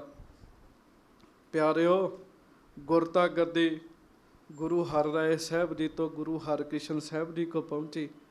ਗੁਰੂ ਹਰਕ੍ਰਿਸ਼ਨ ਸਾਹਿਬ ਦਿੱਲੀ ਦੀ ਧਰਤੀ 'ਤੇ ਨੇ, ਸਤਿਗੁਰੂ ਸਰੀਰ ਤਿਆਗਣ ਲੱਗੇ ਹਨ। ਗੁਰਸਿੱਖਾਂ ਨੇ ਬੇਨਤੀ ਕੀਤੀ, ਸਤਿਗੁਰੂ ਆਪ ਸਰੀਰ ਤਿਆਗਣ ਲੱਗੇ ਹੋ, ਮਹਾਰਾਜ ਸਾਨੂੰ ਕਿਹਦੇ ਲੜ ਲਾ ਕੇ ਚੱਲੇ ਹੋ? ਗੁਰੂ ਹਰਕ੍ਰਿਸ਼ਨ ਸਾਹਿਬ ਜੀ ਨੇ ਨਾਰੀਅਲ ਮੰਗਵਾਇਆ, ਹੱਥ ਨਾਲ ਪਰਿਕਰਮਾ ਕੀਤੇ। ਬਚਨ ਕੇਵਲ ਮੁੱਖੋਂ ਇੰਨਾ ਕਿਹਾ ਸੀ, ਬਾਬਾ ਬਕਾਲੇ। ਹੁਣ ਇਹਦਾ ਭਾਵ ਸਮਝਿਓ, ਬਕਾਲਾ ਨਗਰ ਦਾ ਨਾਮ ਹੈ, ਬਾਬੇ ਦਾ ਭਾਵ ਕੀ ਸੀਗਾ? ਗੁਰੂ ਹਰਕ੍ਰਿਸ਼ਨ ਸਾਹਿਬ, ਗੁਰੂ ਤੇਗ ਬਹਾਦਰ ਸਾਹਿਬ, ਰਿਸ਼ਤਾ ਕੀ ਹੈ? ਗੁਰੂ ਹਰਕ੍ਰਿਸ਼ਨ ਸਾਹਿਬ ਜੀ ਦੇ ਰਿਸ਼ਤੇਦਾਰੀ ਵਿੱਚ ਗੁਰੂ ਤੇਗ ਬਹਾਦਰ ਸਾਹਿਬ ਜੀ ਦਾਦਾ ਜੀ ਲੱਗਦੇ ਹਨ ਜੀ। ਤੇ ਜਿਹੜਾ ਬਾਬਾ ਸ਼ਬਦ ਹੈ ਨਾ, ਇਹ ਦਾਦੇ ਲਈ ਵਰਤਿਆ ਜਾਂਦਾ ਜੀ। ਤੇ ਮਹਾਰਾਜ ਨੇ ਤਾਂ ਇਹ ਇਸ਼ਾਰਾ ਕੀਤਾ ਸੀ ਕਿ ਜਿਹੜਾ ਬਾਬਾ ਹੈ ਉਹ ਬਕਾਲੇ ਹੈ, ਭਾਵ ਸਾਡਾ ਦਾਦਾ ਸਰੀਰ ਕਰਕੇ ਬਕਾਲੇ ਦੀ ਧਰਤੀ ਤੇ ਹੈ, ਉਹ ਗੁਰੂ ਹੋਣਗੇ। ਭਾਈ ਸੰਤੋਖ ਸਿੰਘ ਜੀ ਨੇ ਸ਼੍ਰੀ ਗੁਰਪ੍ਰਤਾਪ ਸੂਰਜ ਗ੍ਰੰਥ 'ਚ ਲਿਖਿਆ, ਸਤਿਗੁਰੂ ਜੀ ਨੇ ਮੁੱਖੋਂ ਕਿਹਾ, ਬਾਬਾ ਬਸਹੇ ਗ੍ਰਾਮ ਬਕਾਲੇ, ਬਨ ਗੁਰ ਸੰਗਤ ਸਗਲ ਸੰਭਾਲੇ। ਸਾਡਾ ਬਾਬਾ ਬਕਾਲੇ ਦੀ ਧਰਤੀ ਤੇ ਰਹਿੰਦਾ ਹੈ, ਪਰ ਹੁਣ ਉਹ ਬਕਾਲੇ ਦੇ ਨਾਲ ਹੀ ਬਾਬਾ ਸ਼ਬਦ ਲੱਗ ਗਿਆ। ਆਪਾਂ ਬਾਬਾ ਬਕਾਲਾ ਕਹਿੰਦੇ ਆ। ਬਕਾਲਾ ਇੱਕ ਪਿੰਡ ਦਾ ਨਾਮ ਹੈ ਜੀ। ਹੋਰ ਵੀ ਬੜੇ ਪਿੰਡ ਨੇ, ਵਡਾਲਾ ਪਿੰਡ ਹੈ, ਕਈ ਪਿੰਡ ਨੇ, ਅੰਤ ਹੀ ਕੋਈ ਨਹੀਂ ਹੈ, ਪਰ ਕਿਸੇ ਪਿੰਡ ਨਾਲ ਬਾਬਾ ਸ਼ਬਦ ਨਹੀਂ ਲੱਗਦਾ ਜੀ। ਕਿਸੇ ਨੇ ਸੁਣਿਆ ਬਾਬਾ ਵਡਾਲਾ? ਨਹੀਂ, ਬਾਬਾ ਬਕਾਲਾ ਬਾਬਾ ਸੰਘਿਆ ਗੁਰੂ ਤੇਗ ਬਹਾਦਰ ਸਾਹਿਬ ਜੀ ਦੀ ਸੀਗੀ ਜੀ। ਸਤਿਗੁਰੂ ਸਰੀਰ ਤਿਆਗਿਆ, ਅੰਦਰ ਖਾਤੇ ਗੁਪਤ ਰੂਪ 'ਚ। ਉੱਥੋਂ ਸਿੱਖ ਆਇਆ ਦਰਗਾਹ ਮੱਲ ਗੁਰੂ ਸਾਹਿਬ ਜੀ ਦੇ ਕੋਲੋਂ, ਗੁਰੂ ਹਰਕ੍ਰਿਸ਼ਨ ਸਾਹਿਬ ਕੋਲੋਂ। ਮਹਾਰਾਜ ਦਾ ਖਜ਼ਾਨਚੀ ਸੀਗਾ। ਉਹ ਨਾਰੀਅਲ ਲੈ ਕੇ ਆਇਆ, ਉਹ ਸੋਝੀ ਰੱਖਦਾ ਸੀ। ਉਹਨੂੰ ਪਤਾ ਸੀ ਉਹ ਮਾਤਾ ਨਾਨਕੀ ਜੀ ਨੂੰ ਆ ਕੇ ਮਿਲਿਆ। ਮਾਤਾ ਜੀ, ਆਪ ਗੁਰੂ ਹਰਗੋਬਿੰਦ ਸਾਹਿਬ ਜੀ ਦੇ ਮਹਿਲ ਹੋ, ਆਪ ਜੀ ਨੂੰ ਪਤਾ ਹੈ। ਸਤਿਗੁਰੂ ਨੇ ਬਕਾਲੇ ਦਾ ਇਸ਼ਾਰਾ ਕੀਤਾ, ਗੁਰੂ ਕੌਣ ਹੈ? ਤੇ ਮਾਤਾ ਨਾਨਕੀ ਨੇ ਦੱਸਿਆ, ਗੁਰੂ ਹਰਗੋਬਿੰਦ ਸਾਹਿਬ ਦਾ ਬਚਨ ਸੀ, ਉਹ ਬਚਨ ਪੂਰਾ ਹੋਇਆ। ਹੁਣ ਇਸ ਸਮੇਂ ਗੁਰੂ ਨਾਨਕ ਸਾਹਿਬ ਦੀ ਜੋਤ ਸਾਡੇ ਪੁੱਤਰ ਗੁਰੂ ਤੇਗ ਬਹਾਦਰ ਸਾਹਿਬ 'ਚ ਆ ਟਿਕੀ ਹੈ। ਮਾਤਾ ਜੀ ਨੇ ਕੁਝ ਸਿੱਖਾਂ ਨੂੰ ਸੱਦਿਆ। ਗੁਰੂ ਅਮਰਦਾਸ ਸਾਹਿਬ ਜੀ ਦੇ ਪਰਿਵਾਰ ਵਿੱਚੋਂ ਬਾਬਾ ਦਵਾਰਕਾ ਦਾਸ ਜੀ ਨੂੰ ਸੱਦਿਆ। ਫਿਰ ਬਾਬਾ ਬੁੱਢਾ ਜੀ ਦੀ ਕੁੱਲ 'ਚੋਂ ਭਾਈ ਗੁਰਦਿੱਤਾ ਜੀ ਹੋਏ ਹੈ, ਉਹਨਾਂ ਨੂੰ ਸੱਦਿਆ। ਇਹ 3 ਗੁਰਸਿੱਖ, ਦਰਗਾਹ ਮੱਲ, ਭਾਈ ਗੁਰਦਿੱਤਾ ਤੇ ਬਾਬਾ ਦਵਾਰਕਾ ਦਾਸ, ਉਹਨਾਂ ਨੇ ਭੋਰੇ ਦੇ ਵਿੱਚ ਬੈਠਿਆਂ ਨੂੰ ਹੀ ਗੁਰੂ ਤੇਗ ਬਹਾਦਰ ਸਾਹਿਬ ਜੀ ਅੱਗੇ ਉਹ ਨਾਰੀਅਲ ਲਿਆ ਕੇ ਰੱਖਿਆ। ਗੁਰਤਾ ਗੱਦੀ ਦਾ ਤਿਲਕ ਭਾਈ ਗੁਰਦਿੱਤਾ ਜੀ ਨੇ ਲਾਇਆ ਤੇ ਗੁਰਤਾ ਗੱਦੀ ਮਹਾਰਾਜ ਜੀ ਨੂੰ ਇਸ ਤਰੀਕੇ ਨਾਲ ਬਖਸ਼ਿਸ਼ ਹੋਈ ਜੀ। ਪਰ ਮਹਾਰਾਜ ਨੇ ਕਹਿ ਦਿੱਤਾ, ਅਸੀਂ ਸੰਸਾਰੀ ਰੌਲੇ ਨਾਲ ਕੋਈ ਸੰਬੰਧ ਨਹੀਂ ਰੱਖਣਾ ਚਾਹੁੰਦੇ। ਸਿੱਖੋ, ਤੁਸੀਂ ਬਿਲਕੁਲ ਨਹੀਂ ਦੱਸਣਾ ਅਸੀਂ ਇੱਥੇ ਬੈਠੇ ਹਾਂ। ਇਸ ਗੱਲ ਦਾ ਫਾਇਦਾ 22 ਨਕਲੀ ਬੰਦਿਆਂ ਨੇ ਉਠਾਇਆ ਜੀ। 22 ਗੁਰੂ ਬਣ ਕੇ ਬਹਿ ਗਏ। ਹਰ ਇੱਕ ਨੇ ਤੰਬੂ ਲਾ ਲਿਆ, ਹਰ ਇੱਕ ਨੇ ਦਾਅਵਾ ਕੀਤਾ, ਗੁਰੂ ਨਾਨਕ ਦੇ ਗੱਦੇ ਦਾ ਮਾਲਕ ਮੈਂ ਹਾਂ। ਸਭ ਤੋਂ ਵੱਡਾ ਦਾਅਵੇਦਾਰ ਧੀਰ ਮੱਲ ਸੀ, ਕਿਉਂਕਿ ਉਹਦੇ ਕੋਲ ਗੁਰੂ ਗ੍ਰੰਥ ਸਾਹਿਬ ਜੀ ਦਾ ਸਰੂਪ ਸੀ। ਸਭਨਾਂ ਨੇ ਦਾਅਵੇ ਕੀਤੇ, ਪਰ ਜਿਹੜੇ ਅਸਲ ਮਾਲਕ ਨੇ ਪਿਆਰਿਓ ਗੁਪਤ ਰੂਪ 'ਚ ਬੈਠੇ ਹੋਏ ਹਨ। ਉਹਨਾਂ ਦਿਨਾਂ ਦੇ ਵਿੱਚ ਬਿਲਕੁਲ ਗੁਪਤ ਬੈਠੇ ਗੁਰੂ ਤੇਗ ਬਹਾਦਰ ਸਾਹਿਬ ਸੂਰਤ ਦੀ ਬੰਦਰਗਾਹ ਦੇ ਉੱਤੇ। ਪਿਆਰਿਓ, ਮੱਖਣ ਸ਼ਾਹ ਦਾ ਬੇੜਾ ਫਸਦਾ। ਬੇੜਾ ਫਸਦਾ ਕਿਵੇਂ ਹੈ? ਇਹਨੂੰ ਧਿਆਨ ਨਾਲ ਸੁਣਿਓ ਤੇ ਸਮਝਿਓ। ਪਾਣੀ ਦੇ ਵਿੱਚ ਬੇੜਾ ਨਹੀਂ ਸੀ ਫਸਿਆ। ਅਸਲ ਵਿੱਚ ਦਰਿਆ ਦੇ ਵਿੱਚ ਇੱਕ ਆਈਲੈਂਡ ਸੀਗਾ, ਰੇਤ ਦਾ ਢੇਰ ਸੀਗਾ, ਟਾਪੂ ਸੀਗਾ। ਮੱਖਣ ਸ਼ਾਹ ਦਾ ਬੇੜਾ ਜਾ ਰਿਹਾ। ਮੱਖਣ ਸ਼ਾਹ ਲੁਬਾਣਾ ਬਰਾਦਰੀ ਦਾ ਬਹੁਤ ਵੱਡਾ ਇਹਦਾ ਖਾਨਦਾਨ ਔਰ ਬਹੁਤ ਵੱਡਾ ਇਹਦਾ ਵਪਾਰ ਸੀਗਾ ਜੀ। ਮੱਖਣ ਸ਼ਾਹ ਉਹ ਆਪਣੇ ਬੇੜੇ 'ਤੇ ਵਪਾਰ ਕਰ ਰਿਹਾ। ਦਰਿਆ ਦੇ ਵਿੱਚ ਤੂਫਾਨ ਆਇਆ, ਵਾਹਿਗੁਰੂ, ਸਮੁੰਦਰ ਦੇ ਵਿੱਚ ਤੂਫਾਨ ਆਇਆ। ਅਤੇ ਜਦੋਂ ਤੂਫਾਨ ਆਇਆ, ਇੱਕਦਮ ਉਹਦਾ ਜਹਾਜ਼ ਬਹੁਤ ਤੇਜ਼ੀ ਦੇ ਨਾਲ ਅੱਗੇ ਵਧਿਆ। ਅੱਗੇ ਇੱਕ ਬਰੇਤੇ ਦਾ ਢੇਰ ਸੀਗਾ, ਉਹਦੇ ਵਿੱਚ ਜਾ ਕੇ ਫਸ ਗਿਆ ਜੀ। ਪੈਰਾਂ ਵਾਲਾ ਪਾਸਾ ਤਾਂ ਹੋ ਗਿਆ, ਸਿਰ ਵਾਲਾ ਪਾਸਾ ਠਾਂ ਹੋ ਗਿਆ। ਕਈ ਦਿਨ ਹੋ ਗਏ ਮੱਖਣ ਸ਼ਾਹ ਨੂੰ, ਉਹਦੇ ਬੰਦਿਆਂ ਨੂੰ ਜ਼ੋਰ ਲਾਉਂਦਿਆਂ, ਉਹਦਾ ਬੇੜਾ ਬਾਹਰ ਨਹੀਂ ਨਿਕਲਿਆ। ਹੁਣ ਉਹਨੂੰ ਇਹ ਸੀ ਵੀ ਇੱਥੋਂ ਜਿਉਂਦੇ ਵਾਪਸ ਨਹੀਂ ਜਾ ਸਕਦੇ। ਉਹਦੇ ਚੇਲੇ, ਕੋਈ ਦੇਵੀ ਦੇਵਤਿਆਂ ਨੂੰ ਮੰਨਦਾ, ਕੋਈ ਪੀਰਾਂ ਨੂੰ ਮੰਨਦਾ। ਸਾਰਿਆਂ ਨੇ ਦੇਵੀ ਦੇਵਤੇ ਮਨਾਏ, ਪੀਰ ਮਨਾਏ, ਕੋਈ ਗੱਲ ਨਹੀਂ ਬਣੀ। ਬੇੜਾ ਇਸ ਤਰੀਕੇ ਨਾਲ ਫਸਿਆ ਸੀ, ਥੱਲੇ ਪਾਸਿਓਂ ਜ਼ੋਰ ਲੱਗਦਾ, ਬੇੜਾ ਤਾਂ ਉੱਪਰ ਨੂੰ ਆਉਣਾ ਸੀ ਤੇ ਫਿਰ ਦਰਿਆ ਸਮੁੰਦਰ ਵਿੱਚ ਠੇਲਿਆ ਜਾਣਾ ਸੀਗਾ ਜੀ। ਫਿਰ ਬੇੜਾ ਚੱਲਣਾ ਸੀਗਾ। ਹੁਣ ਉਹ ਜਹਾਜ਼ ਸੀਗਾ ਬਹੁਤ ਵੱਡਾ। ਮੱਖਣ ਸ਼ਾਹ ਨੂੰ ਕਈ ਦਿਨਾਂ ਬਾਅਦ ਸੁੱਝੀ ਜੀ। ਖਾਣ ਪੀਣ ਦਾ ਸਮਾਨ ਮੁੱਕ ਗਿਆ, ਜ਼ਿੰਦਗੀ ਦੀ ਆਸ ਮੁੱਕ ਗਈ। ਉਹਨੂੰ ਚੇਤਾ ਆਇਆ, ਉਹਨੇ ਜਪਜੀ ਸਾਹਿਬ ਜੀ ਦਾ ਪਾਠ ਕੀਤਾ ਜੀ। ਸਾਡੇ ਗ੍ਰੰਥਾਂ ਵਿੱਚ ਲਿਖਿਆ, ਕਹਿੰਦੇ ਮਨ ਇਕਾਗਰ ਕਰਕੇ ਜਪਜੀ ਪਾਠ ਸ਼ੌਕੀਨ। ਉਹਨੇ ਪਾਠ ਜਪਜੀ ਸਾਹਿਬ ਦਾ ਕੀਤਾ, ਹੱਥ ਪੈਰ ਧੋ ਕੇ ਗੁਰੂ ਨਾਨਕ ਸਾਹਿਬ ਜੀ ਦੀ ਜੋਤ ਅੱਗੇ ਅਰਦਾਸ ਕੀਤੀ ਜੀ। ਚੇਤਾ ਰੱਖਿਓ, ਮੱਖਣ ਸ਼ਾਹ ਨੂੰ ਤੇ ਗੁਰੂ ਤੇਗ ਬਹਾਦਰ ਸਾਹਿਬ ਜੀ ਦਾ ਨਾਮ ਵੀ ਨਹੀਂ ਪਤਾ ਜੀ, ਕਿ ਗੁਰੂ ਦਾ ਨਾਮ ਗੁਰੂ ਤੇਗ ਬਹਾਦਰ ਸਾਹਿਬ ਹੈ। ਉਹਨੇ ਜੋਤ ਅੱਗੇ ਅਰਦਾਸ ਕੀਤੀ। ਹੁਣ ਨਕਲੀ 22 ਬੈਠੇ ਆ, ਪਰ 22 ਦੇ ਅੰਦਰ ਜੋਤ ਨਹੀਂ ਹੈਗੀ। ਜਿਹਦੇ ਅੰਦਰ ਜੋਤ ਸੀ, ਅਰਦਾਸ ਉਹਦੇ ਕੋਲ ਹੀ ਪਹੁੰਚਣੀ ਸੀਗੀ ਜੀ। ਹੁਣ ਜੋਤ ਤਾਂ ਗੁਰੂ ਤੇਗ ਬਹਾਦਰ ਸਾਹਿਬ ਕੋ ਸੀ। ਮੱਖਣ ਸ਼ਾਹ ਨੇ ਸੁਖ ਸੁਖੀ ਮਹਾਰਾਜ 500 ਸੋਨੇ ਦੀ ਮੋਹਰ ਤੁਹਾਡੇ ਚਰਨਾਂ 'ਚ ਭੇਟ ਕਰਾਂਗਾ, ਕਿਰਪਾ ਕਰੋ ਬੇੜਾ ਕੱਢ ਦਿਓ। ਨਾਲ ਕਈ ਬੰਦੇ ਨੇ, ਇਹਨਾਂ ਵੀ ਮਰਨਾ ਹੈ, ਮੈਂ ਵੀ ਮਰਾਂਗਾ, ਕਿਰਪਾ ਕਰ ਦਿਓ। ਸਿਆਣੇ ਦੱਸਦੇ ਇੱਕ ਮੋਹਰ 5 ਗ੍ਰਾਮ ਦੀ, ਕੋਈ 10 ਗ੍ਰਾਮ ਦੀ ਦੱਸਦਾ। ਤੁਸੀਂ ਅੰਦਾਜ਼ਾ ਲਾਓ ਵੀ 500 ਮੋਹਰ ਕਿੰਨੇ ਕਿਲੋ ਸੋਨਾ ਬਣ ਜਾਂਦਾ ਹੋਏਗਾ ਜੀ। 500 ਸੋਨੇ ਦੀ ਮੋਹਰ ਉਹਨੇ ਸੁੱਖੀ ਹੈ। ਜਪਜੀ ਸਾਹਿਬ ਦਾ ਪਾਠ ਕੀਤਾ। ਹੁਣ ਵੇਖੋ ਇੱਧਰੋਂ ਉਹ ਅਰਦਾਸ ਕਰਦਾ, ਸੂਰਤ ਦੀ ਬੰਦਰਗਾਹ ਦੇ ਉੱਤੇ ਉਹਦਾ ਬੇੜਾ ਫਸਿਆ ਪਿਆ। ਗੁਰੂ ਤੇਗ ਬਹਾਦਰ ਸਾਹਿਬ ਬਾਬਾ ਬਕਾਲਾ ਸਾਹਿਬ ਦੀ ਧਰਤੀ ਤੇ ਹਨ। ਇਹ ਗੁਰਮਤ ਦਾ ਸਿਧਾਂਤ 'ਚ ਚੇਤਾ ਰੱਖਿਓ, ਗੁਰੂ ਸਾਹਿਬ ਇਕੱਲੇ ਬਾਹਰ ਦੇ ਬੇੜੇ ਹੀ ਨੀਚੇ ਪਾਰ ਕਰਦੇ। ਕੋਈ ਇਸੇ ਤਰ੍ਹਾਂ ਬਾਣੀ ਪੜ੍ਹ ਕੇ ਇਕਾਗਰ ਮਨ ਹੋ ਕੇ ਅੰਦਰ ਪਿਆਰ ਧਾਰਨ ਕਰਕੇ ਨਿਮਰਤਾ ਨਾਲ ਸਤਿਗੁਰੂ ਦੇ ਚਰਨਾਂ 'ਚ ਅਰਦਾਸ ਕਰੇ, ਗੁਰੂ ਸਾਹਿਬ ਭਵ ਜਲ ਦਾ ਬੇੜਾ ਵੀ ਪਾਰ ਕਰ ਦਿੰਦੇ ਹਨ। ਸਤਿਗੁਰੂ ਬਹੁਤ ਵੱਡੇ ਹਨ। ਕਿੰਨਾ ਕੁ ਸਮਾਂ ਲੱਗਾ ਜੀ। ਅਰਦਾਸ ਕੀਤੀ ਉਹਨੇ, ਅਰਦਾਸ ਕਰਕੇ ਉੱਠਿਆ। ਬਸ ਇੰਨੇ ਚਿਰ 'ਚ ਗੁਰੂ ਤੇਗ ਬਹਾਦਰ ਸਾਹਿਬ ਦਾ ਇੱਕ ਰੂਪ ਬਾਬਾ ਬਕਾਲਾ ਸਾਹਿਬ ਜੀ ਦੀ ਧਰਤੀ ਤੇ ਹੈ, ਦੂਸਰਾ ਰੂਪ ਬੰਦਰਗਾਹ ਸੂਰਤ ਦੀ ਤੇ ਪਹੁੰਚ ਚੁੱਕਾ ਹੈ ਜੀ। ਫਿਰ ਬੇੜਾ ਬਾਹਰ ਕਿਵੇਂ ਕੱਢਿਆ ਜੀ? ਸੂਖਸ਼ਮ ਰੂਪ ਬਣਾਇਆ। ਬੇੜੇ ਦੇ ਹੇਠਾਂ ਗਏ ਤੇ ਸਾਧ ਸੰਗਤ ਜੀ ਜਿਵੇਂ ਥੱਲੋਂ ਚੁੱਕ ਕੇ ਬੇੜਾ ਐ ਟੇਪਰ ਹੇਠਾਂ ਨੂੰ ਠੇਲੀਦਾ ਹੈ ਨਾ, ਉਵੇਂ ਮਹਾਰਾਜ ਨੇ ਮੋਢਾ ਲਾ ਕੇ ਉਹਦੇ ਬੇੜੇ ਨੂੰ ਹੇਠਾਂ ਨੂੰ ਠੇਲ ਦਿੱਤਾ। ਉਹਦਾ ਬੇੜਾ ਮੁੜ ਸਮੁੰਦਰ ਦੇ ਵਿੱਚ ਚਲੇ ਗਿਆ। ਕੁਝ ਸਮੇਂ ਲੱਗਾ, ਥੋੜ੍ਹਾ ਜਿਹਾ ਸਮਾਂ ਲੱਗਾ, ਥੋੜ੍ਹੇ ਜਿਹੇ ਸਮੇਂ ਵਿੱਚ ਉਹਦਾ ਬੇੜਾ ਠੀਕ ਹੋ ਗਿਆ ਜੀ।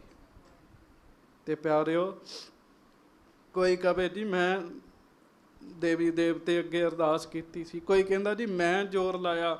ਮੱਖਣ ਸ਼ਾਹ ਨੂੰ ਪਤਾ ਸੀਗਾ ਅਸਲ 'ਚ ਜ਼ੋਰ ਕਿਹਦਾ ਲੱਗਾ ਹੈ ਜੀ। ਮੱਖਣ ਸ਼ਾਹ ਘਰ ਆਇਆ ਜੀ, ਆਮ ਬੰਦਾ ਨਹੀਂ ਸੀਗਾ। 500 ਨੌਕਰ ਹਰ ਸਮੇਂ ਮੱਖਣ ਸ਼ਾਹ ਦੇ ਨਾਲ ਰਹਿੰਦੇ ਹੁੰਦੇ ਸੀਗੇ ਜੀ। ਜਿਹਦੇ ਨੌਕਰ ਹੀ 500 ਹੋਣਗੇ, ਤੁਸੀਂ ਅੰਦਾਜ਼ਾ ਲਾਓ ਉਹ ਕਿੰਨਾ ਅਮੀਰ ਹੋਏਗਾ। ਘਰ ਆਇਆ, ਗੁਜਰਾਤ ਦੇ ਵਿੱਚ ਦੱਸਦੇ ਉਹਦਾ ਘਰ ਸੀਗਾ, ਪਾਕਿਸਤਾਨ ਵਾਲੇ ਕਈ ਇੰਡੀਆ ਦੇ ਦੱਸਦੇ ਆ। ਹੁਣ ਉਹ ਗੁਜਰਾਤ 'ਚ ਜਦੋਂ ਵਾਪਸ ਆਇਆ, ਉਹ ਘਰ ਰਾਤ ਨਹੀਂ ਰਿਹਾ। ਆਪਣੀ ਪਤਨੀ ਨੂੰ ਕਹਿਣ ਲੱਗਾ, ਭਾਗਾਂ ਵਾਲੀਏ ਜਿਉਂਦੇ ਵਾਪਸ ਨਹੀਂ ਸੀ ਆਉਣਾ, ਜਿਉਂਦੇ ਵਾਪਸ ਆਏ ਆ, ਗੁਰੂ ਨਾਨਕ ਸਾਹਿਬ ਜੀ ਦੀ ਮਿਹਰ ਕਰਕੇ ਆਏ ਹਾਂ। ਮੋਹਰਾਂ ਨਾਲ ਲਈਆਂ, ਨੌਕਰ ਚਾਕਰ ਨਾਲ ਲਏ, ਸਿਪਾਹੀ ਨਾਲ ਲਏ। ਮੱਖਣ ਸ਼ਾਹ ਦਿੱਲੀ ਪਹੁੰਚਿਆ। ਜਦੋਂ ਉਹ ਦਿੱਲੀ ਗਿਆ, ਉਹਨੂੰ ਪਤਾ ਲੱਗਾ ਗੁਰੂ ਹਰਕ੍ਰਿਸ਼ਨ ਸਾਹਿਬ ਤਾਂ ਸਰੀਰ ਤਿਆਗ ਗਏ ਹਨ। ਤੇ ਫਿਰ ਉਹ ਸੋਚਦਾ ਹੈ, ਪੁੱਛਦਾ ਹੈ ਵੀ ਹੁਣ ਗੁਰੂ ਕੌਣ ਨੇ, ਗੁਰਤਾ ਗੱਦੀ ਦਾ ਮਾਲਕ ਕੌਣ ਹੈ? ਇੱਕ ਸਿੱਖ ਨੇ ਦੱਸਿਆ, ਅਜੇ ਤੱਕ ਪਤਾ ਹੀ ਨਹੀਂ ਲੱਗਾ ਵੀ ਗੁਰਤਾ ਗੱਦੀ ਦਾ ਮਾਲਕ ਕੌਣ ਹੈ। ਹਾਂ, ਬਕਾਲੇ ਦਾ ਇਸ਼ਾਰਾ ਕਰਕੇ ਮਹਾਰਾਜ ਗਏ ਹਨ। ਮੱਖਣ ਸ਼ਾਹ ਪਿਆਰਿਓ ਆਇਆ ਬਾਬਾ ਬਕਾਲਾ ਸਾਹਿਬ ਦੀ ਧਰਤੀ ਤੇ। ਆਉਂਦਿਆਂ ਨੂੰ 22 ਜਣੇ ਗੁਰੂ ਬਣ ਕੇ ਬੈਠੇ ਸਨ। ਮੈਂ ਕਹਿੰਦਾ ਗੁਰੂ ਗੋਬਿੰਦ ਸਿੰਘ ਜੀ ਦੀ ਸੋਚ ਤੋਂ ਕੁਰਬਾਨ ਜਾਈਏ। ਉਹਨਾਂ ਗੁਰੂ ਗ੍ਰੰਥ ਸਾਹਿਬ ਮਹਾਰਾਜ ਜੀ ਨੂੰ ਗੁਰਤਾ ਗੱਦੀ ਦੇ ਕੇ ਝਗੜਾ ਹੀ ਮੁਕਾ ਦਿੱਤਾ, ਨਹੀਂ ਤੇ 22,000 ਬਣੇ ਹੋਣੇ ਸੀਗੇ ਅੱਜ ਜੀ। ਹਰ ਇੱਕ ਨੇ ਕਹਿਣਾ ਸੀ ਮੈਂ ਗੁਰੂ ਹਾਂ, ਮੈਂ ਗੁਰੂ ਹਾਂ, ਮੈਂ ਗੁਰੂ ਹਾਂ। ਮੱਖਣ ਸ਼ਾਹ ਕੰਫਿਊਜ਼ ਹੋਇਆ। ਉਹਨੇ ਫਿਰ ਪਰਖ ਕਰਨ ਵਾਸਤੇ ਆਖਿਆ ਸੀ ਮੈਂ ਸੁੱਖ ਸੁਖੀ ਹੈ। ਜਿਹਨੇ ਉੱਥੇ ਅਰਦਾਸ ਸੁਣੀ ਸੀ ਉਹਨੇ ਸੁੱਖ ਵੀ ਸੁਣੀ ਹੋਏਗੀ, ਉਹਨੇ ਸੁਖਣਾ ਵੀ ਸੁਣੀ ਹੋਏਗੀ। ਮੈਂ 500 ਮੋਹਰ ਕਹੀ ਸੀ, ਪਰ ਉਹ ਹੁਣ ਸਾਰਿਆਂ ਦੇ ਕੋਲ ਜਾਂਦਾ, 2 ਮੋਹਰਾਂ ਰੱਖ ਕੇ ਮੱਥਾ ਟੇਕਦਾ, ਸਾਰੇ ਖੁਸ਼ ਹੋਈ ਜਾਂਦੇ ਹਨ। ਉਹਨਾਂ ਨੂੰ ਤੇ 2 ਮੋਹਰਾਂ ਸੋਨੇ ਦੀਆਂ ਵੀ ਬੜੀ ਵੱਡੀ ਗੱਲ ਹੈ, ਉਹ ਖੁਸ਼ ਹੋਈ ਜਾਣ। ਮੱਖਣ ਸ਼ਾਹ ਦਾ ਅੰਦਰ ਘਬਰਾਵੇ, ਮਨਾ ਇਹ ਕੀ ਗੱਲ, ਇਹਨਾਂ 'ਚੋਂ ਅਸਲੀ ਕੋਈ ਵੀ ਨਹੀਂ। ਅੱਜ ਕਿਸੇ ਕੋਲ, ਕੱਲ੍ਹ ਕਿਸੇ ਕੋਲ, ਕਰਦਿਆਂ ਕਰਦਿਆਂ 22 ਦੇ ਕੋਲ ਗਿਆ। ਸਭ ਤੋਂ ਵੱਡਾ ਦਾਅਵੇਦਾਰ ਧੀਰਮਲ ਸੀ। ਧੀਰਮਲ ਨੇ ਤਾਂ ਮਸੰਦ ਭੇਜੇ ਆਪਣੇ ਕਿ ਅਸਲੀ ਗੁਰੂ ਮੈਂ ਹਾਂ, ਮੇਰੇ ਕੋਲ ਆਓ। ਮੱਖਣ ਸ਼ਾਹ ਧੀਰਮਲ ਕੋਲ ਗਿਆ। ਧੀਰਮਲ ਨੇ ਸਰੋਪਾ ਦਿੱਤਾ। ਉਹਦੀ ਘਰ ਵਾਲੀ ਆਖੇ ਮੱਖਣ ਸ਼ਾਹ ਦੀ, ਪਤੀ ਜੀ ਤੁਸੀਂ 500 ਮੋਹਰਾਂ ਵਾਲੀ ਗੱਲ ਜਾਂ ਮੈਨੂੰ ਦੱਸੀ ਜਾਂ ਤੁਹਾਨੂੰ ਪਤਾ ਹੈ, ਤੀਜੀ ਗੁਰੂ ਨੂੰ ਪਤਾ ਹੈ, ਚੌਥਾ ਕਿਸੇ ਨੂੰ ਨਹੀਂ ਪਤਾ। ਪਰ ਇਉਂ ਲੱਗਦਾ ਇੱਥੇ ਗੁਰੂ ਕੋਈ ਨਹੀਂ ਹੈਗਾ। ਬਕਾਲੇ ਦੀ ਧਰਤੀ 'ਤੇ ਸਿੱਖ ਦੀ ਸ਼ਰਧਾ ਚਾਹੀਦੀ ਹੈ। ਮੱਖਣ ਸ਼ਾਹ ਨੇ ਜੋ ਗੱਲ ਕਹੀ, ਉਹਨਾਂ ਬਚਨਾਂ 'ਚ ਬੜਾ ਬਲ ਹੈ, ਉਹਨਾਂ ਬਚਨਾਂ 'ਚ ਬੜੀ ਤਾਕਤ ਹੈ। ਉਹ ਕਹਿੰਦੇ ਕੋਈ ਕਵੇ ਸੂਰਜ ਠੰਡਾ ਹੋ ਗਿਆ, ਮੈਂ ਮੰਨ ਲਵਾਂਗਾ ਸੂਰਜ ਠੰਡਾ ਹੋ ਗਿਆ। ਪਹਾੜਾਂ ਨੂੰ ਖੰਭ ਲੱਗ ਗਏ, ਪਹਾੜ ਉੱਡ ਕੇ ਚਲੇ ਗਏ, ਮੈਂ ਮੰਨ ਲਾਂਗਾ। ਕੋਈ ਕਵੇ ਸਾਰਾ ਸਮੁੰਦਰ ਸੁੱਕ ਗਿਆ, ਮੈਂ ਉਹ ਵੀ ਮੰਨ ਲਾਂਗਾ। ਪਰ ਜੇ ਕੋਈ ਕਹੇ ਗੁਰੂ ਹਰਕ੍ਰਿਸ਼ਨ ਸਾਹਿਬ ਦਾ ਬਚਨ ਝੂਠਾ ਹੈ, ਇਹ ਨਹੀਂ ਹੋ ਸਕਦਾ।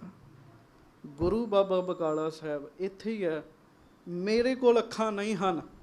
ਉਹਨੇ ਅਰਦਾਸ ਕੀਤੀ, ਮਹਾਰਾਜ ਜਿੰਨਾ ਚਿਰ ਤੱਕ ਆਪ ਪ੍ਰਗਟ ਨਹੀਂ ਹੁੰਦੇ, ਮੈਂ ਹੁਣ ਅੰਨ ਜਲ ਨਹੀਂ ਛਕਾਂਗਾ। ਬੜਾ ਵੱਡਾ ਸ਼ਾਹੂਕਾਰ ਸੀ। ਮੱਖਣ ਸ਼ਾਹ ਆਮ ਬੰਦਿਆਂ ਕੋਲ ਪੁੱਛਦਾ ਫਿਰਦਾ। ਇੱਕ ਬਾਲਕ ਨੂੰ ਪੁੱਛਿਆ ਕਿ ਕੋਈ ਸੋਢੀ ਹੈ ਇੱਥੇ, ਕੋਈ ਹੋਰ ਸੋਢੀ ਹੈ ਗੁਰੂ ਸਾਹਿਬ ਦੇ ਪਰਿਵਾਰ 'ਚੋਂ? ਉਸ ਬਾਲਕ ਨੇ ਨਾ ਉੱਤਰ ਦਿੱਤਾ ਜੀ। ਉਹਨੇ ਸਤਿਕਾਰ ਨਾਲ ਨਾਮ ਨਹੀਂ ਸੀ ਲਿਆ, ਪਰ ਦੱਸਿਆ ਹਾਂ ਗੁਰੂ ਹਰਗੋਬਿੰਦ ਸਾਹਿਬ ਦਾ ਸਭ ਤੋਂ ਛੋਟਾ ਪੁੱਤ ਇੱਥੇ ਹੈਗਾ ਜੀ, ਸਭ ਤੋਂ ਛੋਟਾ ਪੁੱਤਰ। ਕਹਿੰਦੇ ਤੇਗਾ ਤੇਗਾ ਕਹਿੰਦੇ ਆ ਸਾਰੇ।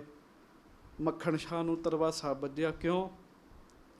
ਗੁਰੂ ਦੀ ਅੰਸ਼ ਹੈ। ਹੁਣ ਉਹ ਮੱਖਣ ਸ਼ਾਹ ਗੁਰੂ ਤੇਗ ਬਹਾਦਰ ਸਾਹਿਬ ਜੀ ਕੋ ਆਇਆ।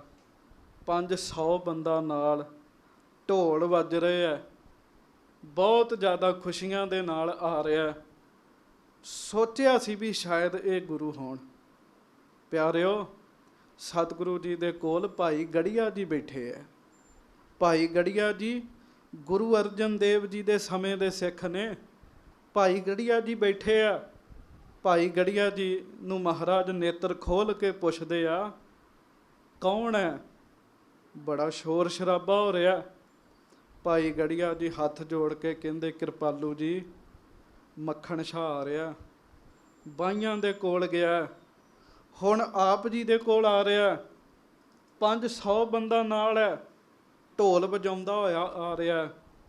ਸਤਿਗੁਰੂ ਜੀ ਨੇ ਕਿਹਾ, ਭਾਈ ਗੜੀਆ ਜੀ ਜਾਓ, ਮੱਖਣ ਸ਼ਾਹ ਨੂੰ ਸਾਡੇ ਵੱਲੋਂ ਸੰਦੇਸ਼ਾ ਦੇ ਦਿਓ। ਉਹ ਸੰਦੇਸ਼ਾ ਕੀ ਹੈ? ਮੱਖਣ ਸ਼ਾਹ ਨੂੰ ਸਾਡੇ ਵੱਲੋਂ ਕਹਿ ਦਿਓ, ਗੁਰੂ ਘਰ ਚੜ੍ਹ ਕੇ ਨਹੀਂ ਆਈਦਾ, ਗੁਰੂ ਘਰ ਨਿਮਰਤਾ ਨਾਲ ਆਈਦਾ। ਇੱਥੇ ਜਿਹੜਾ ਹਉਮੈ ਵਿੱਚ ਆਉਂਦਾ ਉਹਨੂੰ ਭਾਗ ਨਹੀਂ ਲੱਗਦੇ, ਜਿਹੜਾ ਨੀਵਾਂ ਹੋ ਕੇ ਆਉਂਦਾ ਉਹਨੂੰ ਭਾਗ ਲੱਗਦੇ ਹਨ ਜੀ। ਅਤੇ ਮੈਂ ਸੱਚ ਕਹਿੰਦਾ ਸਾਧ ਸੰਗਤ ਜੀ, ਅੱਜ ਗੁਰੂ ਘਰ ਬਹੁਤ ਜ਼ਿਆਦਾ ਨੇ ਜੀ। ਸਿਧਾਂਤ ਵੀ ਇੱਕੋ ਹੀ ਹੈ, ਗੁਰਦੁਆਰੇ ਵੀ ਬਹੁਤ ਨੇ, ਪਰ ਸੱਚੀ ਗੱਲ ਇਹ ਹੈ ਬਹੁਤ ਸਾਰੇ ਗੁਰੂ ਘਰ ਅੱਜ ਵੀ ਚੜ੍ਹ ਕੇ ਹੀ ਆਉਂਦੇ ਹਨ ਜੀ। ਚੜ੍ਹ ਕੇ ਦਾ ਭਾਵ ਹੈ ਹਉਮੈ ਨਾਲ ਆਉਂਦੇ ਨੇ, ਨਿਮਰਤਾ ਦੇ ਨਾਲ ਆਉਣ, ਭਾਵਨਾ ਰੱਖਣ। ਗੁਰੂ ਤੇਗ ਬਹਾਦਰ ਸਾਹਿਬ ਕਹਿੰਦੇ, ਜਾ ਕੇ ਕਹਿ ਦਿਓ ਗੁਰੂ ਘਰ ਚੜ੍ਹ ਕੇ ਨਹੀਂ ਨੀਵੇਂ ਹੋ ਕੇ ਆਈਦਾ, ਤਾਂ ਭਾਗ ਲੱਗਦੇ ਆ। ਭਾਈ ਗੜੀਏ ਨੇ ਮੱਖਣ ਸ਼ਾਹ ਨੂੰ ਰੋਕ ਦਿੱਤਾ। ਮੱਖਣ ਸ਼ਾਹ, ਤੂੰ 500 ਬੰਦੇ ਅੰਦਰ ਨਹੀਂ ਲੈ ਕੇ ਆ ਸਕਦਾ, ਤੂੰ ਢੋਲ ਨਹੀਂ ਵਜਾ ਸਕਦਾ, ਤੂੰ ਕੱਲਾ ਨੀਵਾਂ ਹੋ ਕੇ ਮਿਲ। ਗੁਰੂ ਸਾਹਿਬ ਨੇ ਕਿਹਾ ਚੜ੍ਹ ਕੇ ਨਹੀਂ ਆਉਣਾ, ਨਿਮਰਤਾ ਨਾਲ ਆਉਣਾ। ਪਿਆਰਿਓ, ਮੱਖਣ ਸ਼ਾਹ ਦੇ ਨੇਤਰਾਂ 'ਚ ਜਲ ਆ ਗਿਆ। ਪਤਾ ਕਿਉਂ? ਉਹ ਕਹਿੰਦਾ ਇਹੋ ਹੀ ਪੂਰੇ ਨੇ। ਅਧੂਰਿਆਂ ਦੇ ਕੋਲ ਗਿਆ, ਸਰੋਪੇ ਲੈ ਕੇ ਅੱਗੇ ਖਲੋਤੇ ਸੀ ਮਾਇਆ ਲੈਣ ਕਰਕੇ। ਪੂਰੇ ਦੇ ਕੋਲ ਆਇਆ, ਅਜੇ ਪੂਰੇ ਦੇ ਦਰਸ਼ਨ ਨਹੀਂ ਕੀਤੇ, ਪੂਰੇ ਦੇ ਵੱਲ ਕਦਮ ਹੀ ਵਧਾਇਆ। ਪੂਰੇ ਗੁਰੂ ਨੇ ਔਗੁਣ ਕੱਟਣੇ ਸ਼ੁਰੂ ਕਰ ਦਿੱਤੇ ਹਨ ਜੀ। ਸੱਚੀ ਗੱਲ ਇਹ ਆ, ਜਿਹੜਾ ਸਾਨੂੰ ਸਾਡਾ ਨੁਕਸ ਦੱਸੇ ਉਹ ਚੰਗਾ ਨਹੀਂ ਲੱਗਦਾ, ਜਿਹੜਾ ਝੂਠੀ ਖੁਸ਼ਾਮਦ ਕਰੇ ਉਹ ਬਹੁਤ ਚੰਗਾ ਲੱਗਦਾ ਹੈ। ਮੱਖਣ ਸ਼ਾਹ ਬਹੁਤ ਖੁਸ਼ ਹੋਇਆ, ਪਰ ਦੁੱਧ ਦਾ ਡਰਿਆ ਲੱਸੀ ਨੂੰ ਫੂਕਾਂ ਮਾਰਦਾ। ਕਹਿੰਦੇ ਜਦੋਂ ਮੱਖਣ ਸ਼ਾਹ ਮਹਾਰਾਜ ਦੇ ਸਾਹਮਣੇ ਆਇਆ ਨਾ, ਕਿਰਪਾਲੂ ਗੁਰੂ ਤੇਗ ਬਹਾਦਰ ਸਾਹਿਬ ਜੀ ਨੇ ਇੱਦਾਂ ਮੋਢੇ ਦੇ ਉੱਤੇ ਹੱਥ ਰੱਖ ਲਿਆ ਜੀ। ਸਾਹਮਣੇ ਆਇਆ, ਦੁੱਧ ਦਾ ਡਰਿਆ, ਲੱਸੀ ਨੂੰ ਵੀ ਫੂਕਾਂ ਮਾਰਦਾ ਹੈ।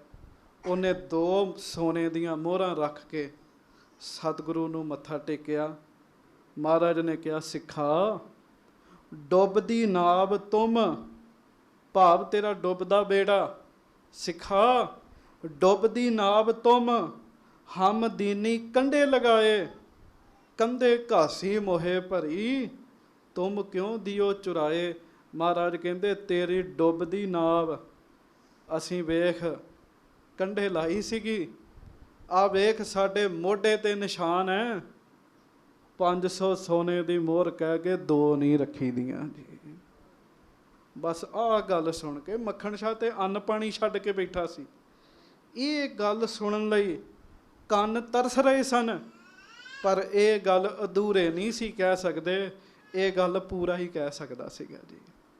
ਜਦੋਂ ਪੂਰੇ ਗੁਰੂ ਜੀ ਦੇ ਮੁਖੋਂ ਇਹ ਬਚਨ ਸੁਣਿਆ, ਮੱਖਣ ਸ਼ਾਹ ਬਹੁਤ ਖੁਸ਼ ਹੋਇਆ, ਉੱਚੀ ਉੱਚੀ ਰੌਲਾ ਪਾਉਣ ਲੱਗ ਪਿਆ, ਸੱਚਾ ਗੁਰੂ ਲੱਭ ਗਿਆ ਹੈ, ਸੱਚਾ ਗੁਰੂ ਲੱਭ ਗਿਆ ਹੈ।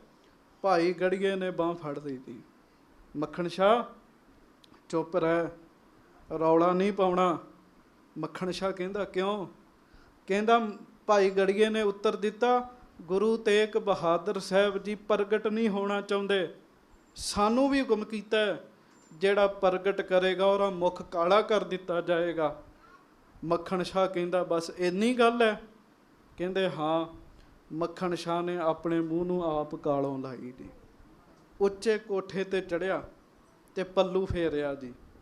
ਪੱਲੂ ਫੇਰ ਕੇ ਆਪਣੀ ਬੋਲੀ 'ਚ ਕਿਹਾ, ਪੰਜਾਬੀ 'ਚ ਅਸੀਂ ਕਹਿੰਦੇ ਲੱਭ ਗਿਆ, ਤੇ ਗੁਜਰਾਤ 'ਚ ਕਹਿੰਦੇ ਲੱਦ ਗਿਆ। ਬਾਣੀ 'ਚ ਵੀ ਸ਼ਬਦ ਹੁੰਦਾ ਹੈ, ਗੁਰਮੁਖ ਲਾਧਾ ਮਨਮੁਖ ਗਵਾਇਆ। ਉੱਥੇ ਉਹਨੇ ਫਿਰ ਆਪਣੀ ਬੋਲੀ 'ਚ ਕਿਹਾ, ਗੁਰੂ ਲਾਧੋ ਰੇ, ਗੁਰੂ ਲਾਧੋ ਰੇ। ਤੇ ਸਾਧ ਸੰਗਤ ਭਾਈ ਸੰਤੋਖ ਸਿੰਘ ਜੀ ਲਿਖਦੇ, ਮੱਖਣ ਸ਼ਾਹ ਨੇ ਉੱਚੀ ਆਵਾਜ਼ 'ਚ ਕਿਹਾ ਸੀ, ਭੁੱਲਿਓ ਲੋਕੋ ਸੁਣੋ ਦੇ ਕਾਨ, ਗੁਰ ਲਾਧੋ ਹੈ ਸਿਰਜਨਹਾਰ। ਅਸਲੀ ਗੁਰੂ ਲੱਭ ਗਿਆ ਚ। ਅੱਜ ਭੁਲੇਖੇ ਪਾਉਣ ਵਾਲੇ ਬਹੁਤ ਨੇ, ਪਰ ਭੁਲੇਖੇ ਕੱਢਣ ਵਾਲੇ ਵਿਰਲੇ ਹਨ। ਆਪਣੇ ਮਗਰ ਲਾਉਣ ਵਾਲੇ ਬਹੁਤ ਨੇ, ਪਰ ਸਤਿਗੁਰੂ ਜੀ ਦੇ ਮਗਰ ਲਾਉਣ ਵਾਲੇ ਵਿਰਲੇ ਹਨ।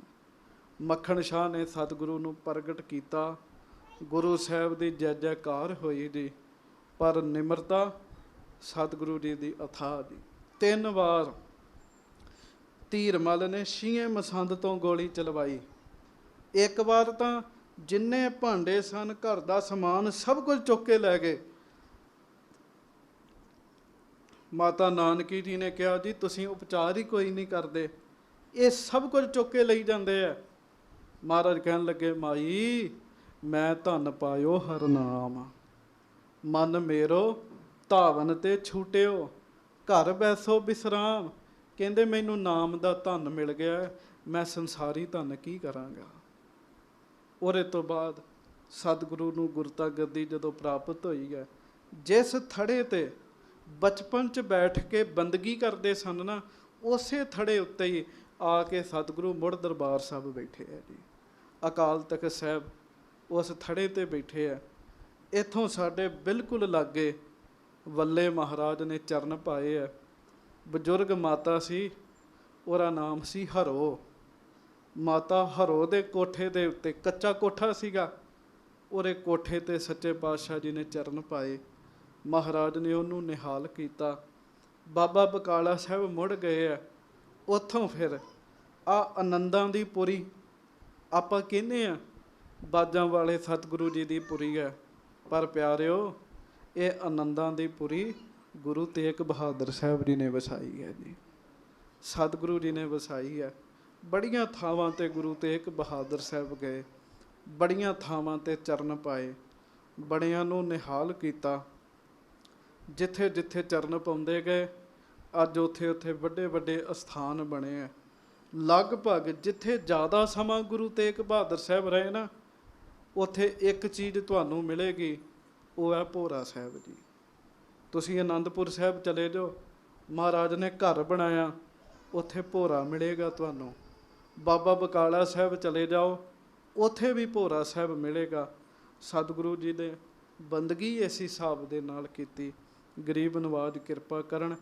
ਅੱਜ ਗੁਰੂ ਤੇਗ ਬਹਾਦਰ ਸਾਹਿਬ ਜੀ ਦਾ ਆਗਮਨ ਗੁਰਪੁਰਬ ਹੈ। ਸਾਰੇ ਸੁਰਤੀ ਜੋੜੋ।